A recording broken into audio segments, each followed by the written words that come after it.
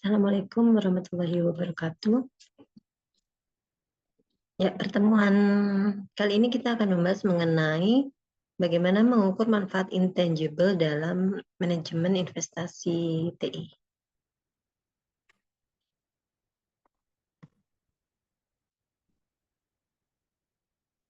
Baik, di sini kita lihat tantangan terbesar dalam menilai kelayakan sebuah investasi pembangunan di teknologi informasi ini adalah menilai atau memperkirakan manfaat apa yang akan diperoleh oleh perusahaan di kedepannya. Jadi dikatakan di sini sebagai tantangan karena kebanyakan manfaat yang diberikan oleh teknologi informasi ini bersifat intangible. Maksudnya intangible di sini adalah sulit dikuantifikasikan ke dalam satuan angka finansial dan tidak secara langsung berpengaruh terhadap profitabilitas perusahaan. Nah, berikutnya dalam mengukur manfaat intangible menurut David Seal tahun 1990 di sini dia mengemukakan ada 6 langkah utama untuk mengukur manfaat intangible, yaitu yang pertama adalah mengkonseptualisasikan dampak atau manfaat yang kira-kira akan diperoleh perusahaan dengan diimplementasikannya sistem baru. Lalu kedua, melihat perubahan langsung apa yang kira-kira akan terjadi terkait dengan manfaat yang telah didefinisikan pada langkah sebelumnya. Lalu berikutnya yang ketiga adalah menentukan jenis indikator ukuran apa yang dapat dipergunakan untuk merepresentasikan masing-masing perubahan tadi. Lalu yang keempat adalah memperkirakan kuantitas perubahan yang terjadi terhadap masing-masing indikator ukuran yang ada di sistem baru yang diimplementasikan tersebut. Berikutnya yang kelima, ini adalah mentransformasikan perubahan kuantitas indikator tersebut ke dalam satuan finansial terkait dengan hal tersebut. Lalu langkah keenam adalah menggunakan total hasil perhitungan di atas ini, di atas tersebut ya sebagai jumlah manfaat yang diberikan sistem teknologi informasi kepada perusahaan.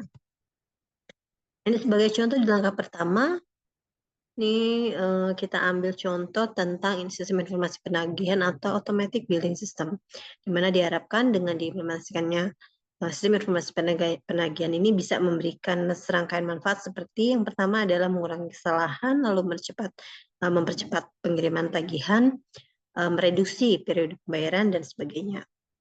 Jadi di langkah kedua ini bisa kita lihat perubahan langsung seperti adanya pengurangan kesalahan. Ini artinya adalah terjadi perubahan dalam hal keluhan pelanggan. Keluhan pelanggan menjadi berkurang, lalu kepuasan pelanggan meningkat, sehingga biaya memperbaiki kesalahan ini bisa direduksi atau dikurangi, seperti biaya komunikasi, lalu kertas yang digunakan, peralatan kantor, dan juga waktu yang hilang. Lalu yang kedua adalah perubahan langsung yang terjadi seperti mempercepat pengiriman tagihan. Ini artinya adalah adanya terjadi perubahan dalam hal ketepatan pembayaran, lalu tertib administrasi dan juga penjadwalan pemasukan dan sebagainya. Yang ketiga, manfaat yang dapat dirasakan di sini adalah mereduksi durasi pembayaran atau lamanya pembayaran. Artinya adalah terjadi dalam perubahan seperti pemasukan yang diterima ini menjadi lebih cepat. Lalu dia bisa memperkecil opportunity loss karena adanya keterlambatan pembayaran dan sebagainya. Nah, di langkah 3 di perubahan yang bisa dilihat ini dapat direpresentasikan dalam bentuk tabel seperti adanya perubahan dan indikator. Dalam hal ini perubahan yang terjadi dalam contoh ini adalah pertama mengurai keluhan, lalu indikatornya bisa kita gunakan adalah jumlah keluhan yang masuk. Ini baiknya segera berkurang dengan implementasikan sistem ini. Lalu yang perubahan kedua mengurangi kesalahan, maka indikator ukurannya adalah jumlah kesalahan. Lalu perubahan ketiga mempercepat tagihan, maka indikator ukurannya adalah waktu pengiriman tagihan. Dan yang keempat, perubahan yang terjadi adalah mempercepat pembayaran. Maka indikator pengukurannya adalah lamanya waktu pembayaran tersebut bisa menjadi lebih cepat dan seterusnya. Nah, di langkah keempat ini misalkan adalah seperti jumlah keluhan berkurang. Ya, misalkan jumlah keluhan ini berkurang dari sekitar 10 keluhan per hari menjadi tidak lebih dari 2 hari. Atau yang contoh lainnya ada jumlah kesalahan yang berkurang dari sekitar 150 terjadinya kesalahan bisa dikurangi menjadi tidak lebih dari 10 hari. Atau misalkan lagi waktu pengiriman tagihan ke klien atau pelanggan. Ini rata-rata terjadi 2 minggu menjadi dapat dipercepat menjadi 2 hari.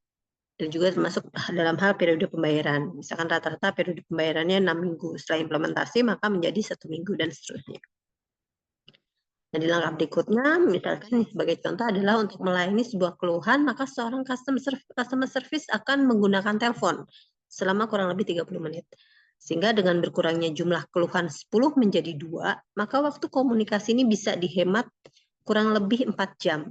Jadi kalau misalkan 1 jam perusahaan harus membayar sebesar 25.000 untuk telepon interlokal, maka dalam sehari perusahaan ini bisa menghemat biaya hingga 100.000 rupiah.